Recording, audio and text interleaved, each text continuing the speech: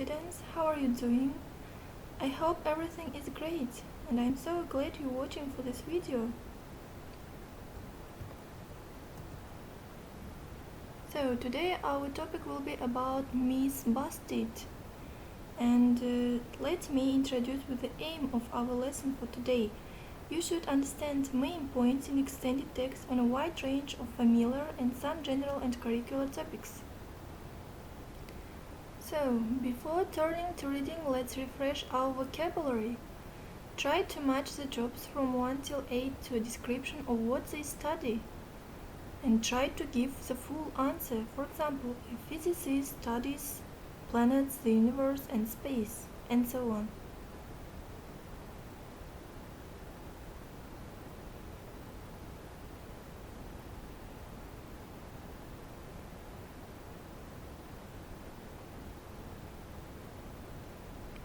Now, let's turn to the text.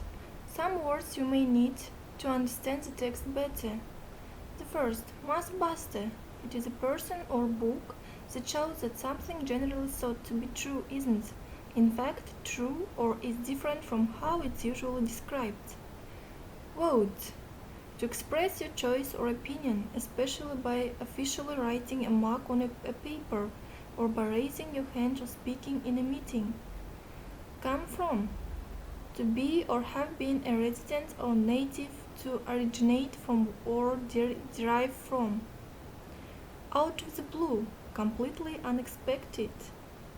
Mental, relating to the mind or involving the process of thinking. Let's read the subheadings in the text. Do you think they are true? Einstein failed math. An apple fell on Newton's head. We only use 10% of our brains. What do you think? Is it true statements?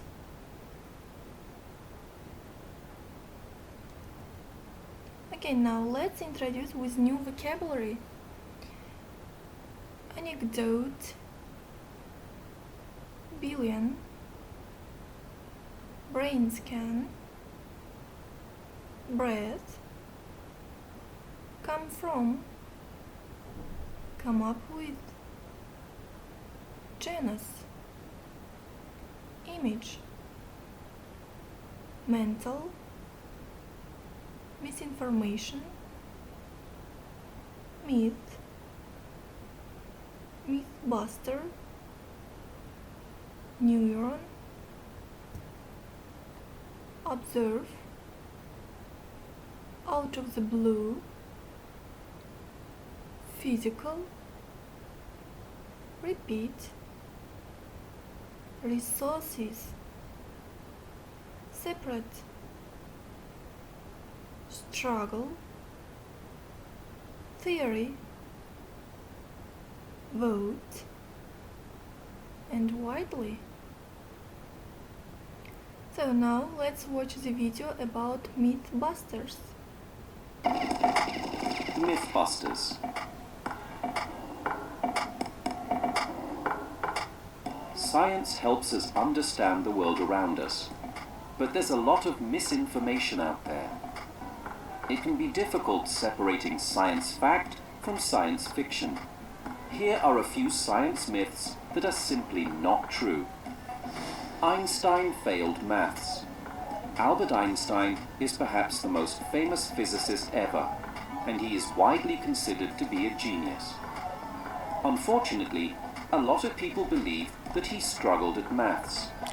What is true is that when he was young, he failed a university entrance exam because his mark wasn't high enough.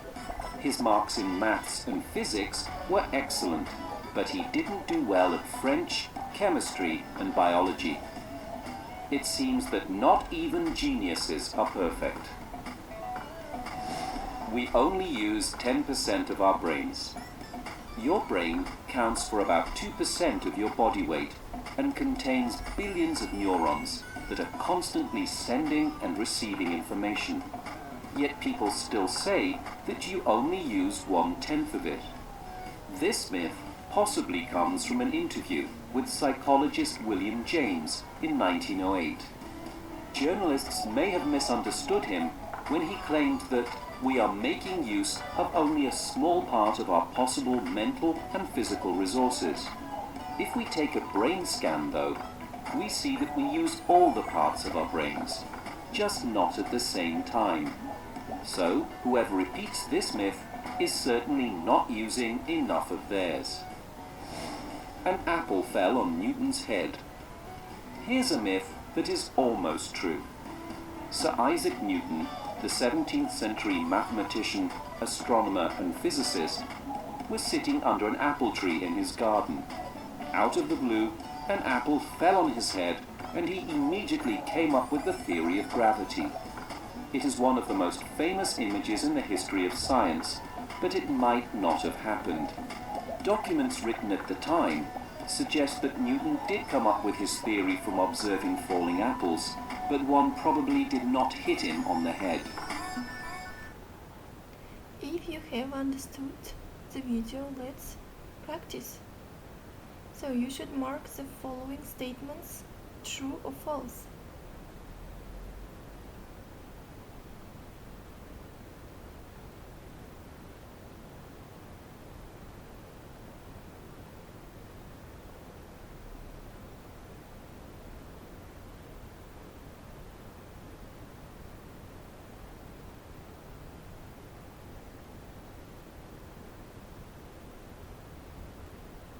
So let's do the next task. Match the words symboled in the text to their antonyms. Definitely, dishonest, awful, miss, unknown, past, luckily, eventually. Try to find their antonyms.